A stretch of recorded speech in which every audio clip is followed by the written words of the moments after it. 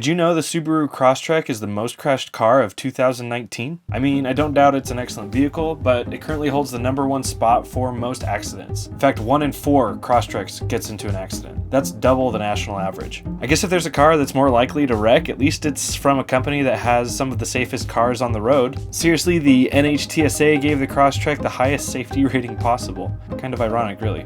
So I couldn't help but be curious. Why the Crosstrek? For my accident investigation, I decided that instead of choosing just one incident, I'd choose many. In fact, 25% of all Crosstreks. But why though? If Subarus are praised for being so safe, why is their Crosstrek the most likely car to get into an accident? I mean, to be fair, there could be many contributors. It's possible that drivers are just extra distracted in their fancy outdoorsy car. Distracted driving is the leading cause of all car accidents after all. Maybe Crosstreks are just more likely to be on difficult roads like curvy mountain freeways or dirt roads. Add bad weather to those types of roads and you're even more likely to be in trouble. It could have something to do with demographics. Funny enough, Subarus are extremely popular in Maine, the state ranked #1 for worst drivers. Maybe Crosstrek drivers are overconfident. They know their car is safe and they drive less cautiously for it. And of course, human factors has to play a big role here. More on that to come. Now, based on the list I just gave you, if I had to guess the leading cause of Crosstrek catastrophes, I'd put my money on weather. I actually found a really interesting correlation between the top 10 states where people own Subarus and the top 10 coldest states. 5 of the top 10 Subaru states are also on the top 10 coldest states. Coincidence? Well, maybe it is a coincidence. We'd need more research to confirm, but man, that's a really interesting correlation. Okay, now the point of this assignment is to look at human factors that could have contributed to all these accidents. It would be easy to blame a lot of Crosstrek accidents on human error, just be better drivers. But which human factors could be playing a role here? To get a better look at the Crosstrek, I sort of stepped into one virtually by using Subaru's 360 photo of the interior. If I'm being totally frank, human factors issues are hard to find in the Crosstrek's design. I found it to be rather intuitive.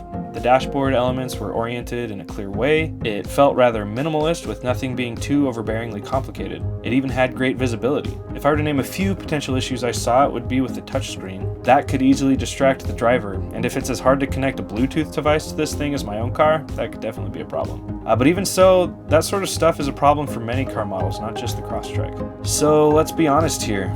Subaru has done a lot to make sure their cars are safe. They probably have a whole team of human factors engineers who've literally designed this thing for safety. I mean, look at this list. These are just the things that they can communicate to consumers. I can't even imagine how many safety design decisions have gone into this car. With all of this in mind, I'm inclined to think that the high number of Crosstrek accidents is more likely to be attributed to outside factors than poor design. So, since the user interface is everything the user comes into contact with, I realized that looking at just the car itself wasn't enough. There are many elements besides the design of the Crosstrek that impact the driver's experience. Street signs, other vehicles, road conditions, how drivers expect each other to behave, copious amounts of potential distractions, and the emotional, mental, and physical state of the driver. I mean, it's a lot.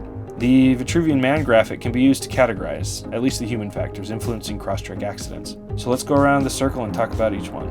First, let's talk socio-cultural factors. Crosstreks are perceived and even advertised as outdoorsy cars. This probably means a lot of Crosstrek drivers take these things on all sorts of dangerous roads. Even more people often take friends on their outdoor adventures. More passengers means more distractions, and more distractions means more accidents.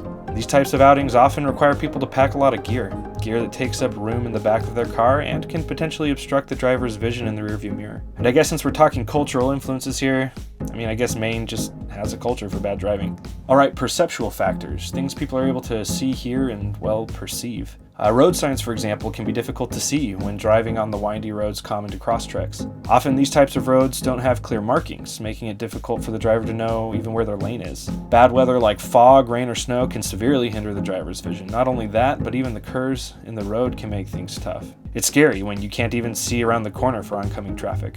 Now, as far as cognitive factors go, I imagine there could be issues in an over-reliance on safety features. Drivers may grow accustomed to the safety features and become less cautious. Or maybe they have a different car with safety features they're accustomed to, then come to their outdoorsy car, their Crosstrek, and forget that those safety features aren't even in this one. As I mentioned before, the touchscreen could also be a problem. It's a clear cognitive distraction that, if not used cautiously, could be a big contributor to car accidents. The driver's skill could also be a big factor here. If you're taking your Crosstrek on a snowy road and you don't even know how to drive in snow, you're going to have a bad time. Now, emotional and motivational factors could likely be found in, say, vacationers. While people take their Crosstrek out on vacation, they might be less cautious while in their jovial time-off spirit. And while we're talking emotions, I figure I ought to mention things like road rage. I realize this isn't specific to the Crosstrek, but it most certainly is an emotional factor that causes accidents. And there are tons of other emotions that could be included here, like for example stress from being late. Finally, there are physical factors that are likely contributors to the high number of Crosstrek accidents. As mentioned previously, Crosstreks are popular in cold climates, so slippery roads can make physical control of the vehicle very difficult for the driver.